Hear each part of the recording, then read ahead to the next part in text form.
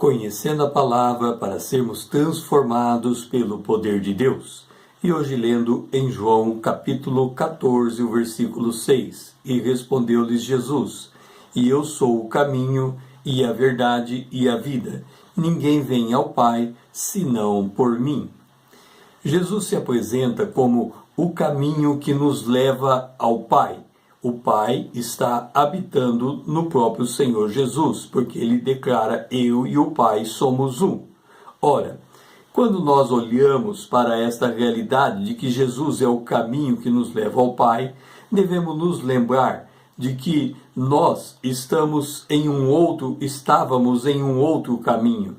João Batista, quando ele se apresentou aos judeus, na época em que Jesus habitou em sua carne na terra, João Batista, ele era a voz do que clamava no deserto, e ele dizia: preparai o caminho do Senhor. O objetivo dele era fazer com que os homens preparassem o seu coração para reconhecer Jesus como o caminho.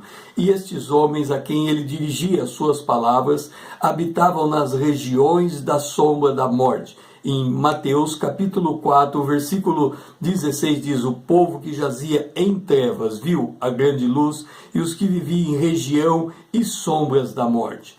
Todo o planeta Terra, todo este mundo, a Bíblia diz que jaz no maligno, e a sombra da morte está sobre este mundo, de forma que os homens precisam encontrar esse caminho, e para encontrar esse caminho, eles precisam de luz. Ora, quando nós falamos em caminho, nós temos um ponto de partida, nós temos uma rota a percorrer e nós temos um destino a chegar. O nosso destino é ver a Deus. Bem-aventurado os limpos de coração, porque eles verão a Deus. O nosso ponto de partida é a cruz.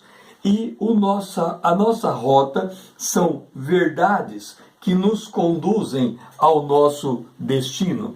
E cada parada nesta verdade é como uma pousada, um lugar de descanso, uma verdade que se estabelece para que nós possamos, ao longo do caminho, ir conhecendo a Deus. Por isso que nós precisamos avançar passo a passo neste caminho, porque à medida que vamos avançando nesse caminho, nós vamos conhecendo a Deus. Ora, se há um caminho para chegar a Deus, há um caminho que não nos leva a Deus. A Bíblia diz que há dois caminhos. Há o caminho largo e que muitos andam por ele, e esse caminho conduz o homem à perdição, e há um caminho estreito, um caminho que poucos o encontram, e é um caminho que nos leva ao nosso destino, que nos leva à vida eterna. Portanto, nós devemos fazer uma opção de que caminho devemos seguir. Ou nós vamos andar pelo caminho de Deus, ou nós vamos buscar o nosso próprio caminho por nossa própria conta e risco, e ao final desse caminho, a Bíblia já nos declara: o seu destino final é a perdição. O caminho que nos leva à vida, este é o caminho de Deus. São caminhos eternos, não é um caminho só, são vários caminhos, está no plural, em Abacuque, capítulo 3, o versículo 6. Nós temos o primeiro caminho. Quando nós observamos a expressão caminhos nós encontramos 9 caminhos que devemos galgar.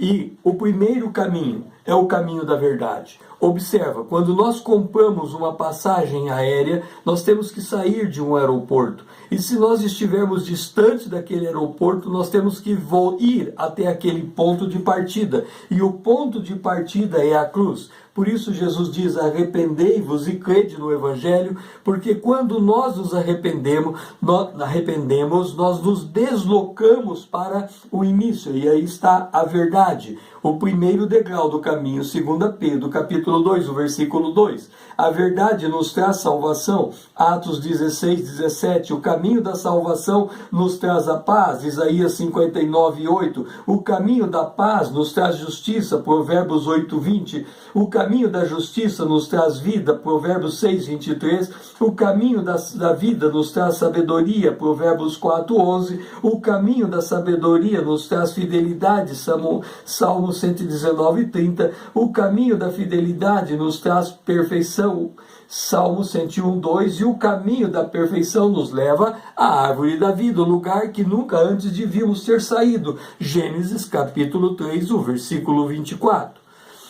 Esta nova jornada que eu convido você para conhecermos os caminhos eternos de Deus, nós vamos estar trabalhando em cima do caminho da sabedoria. E para conhecer o caminho da sabedoria, nós vamos analisar com muito detalhe a história em Marcos, quando Jesus está andando sobre as águas, indo ao encontro dos discípulos que estavam no meio do mar em uma tormenta. E nessa passagem, nessa história, nós vamos encontrar no caminho da sabedoria 13 princípios que nós devemos colocar em prática para que possamos conhecer a Deus nesta jornada, porque cada caminho se desdobra em princípios bíblicos dentro destes caminhos para que nós possamos andar com Deus.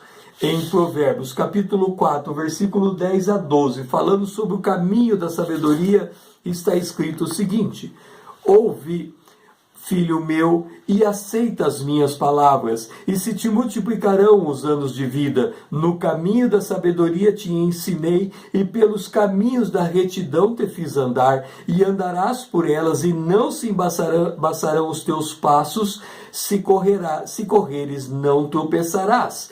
E este caminho da sabedoria, ele nos permite, uma vez que nós já experimentamos os caminhos que vão até ela, o caminho que nos traz a paz, o caminho da justiça, o caminho da vida, a vida eterna que nós temos, por percorrer estes caminhos, nós não vamos, se optarmos pelo caminho da sabedoria, fazer tropeçar os nossos passos. Nós vamos caminhar seguro para o encontro de Deus, o destino eterno. O meu nome é César, compartilhando com você a palavra de Deus por meio da internet.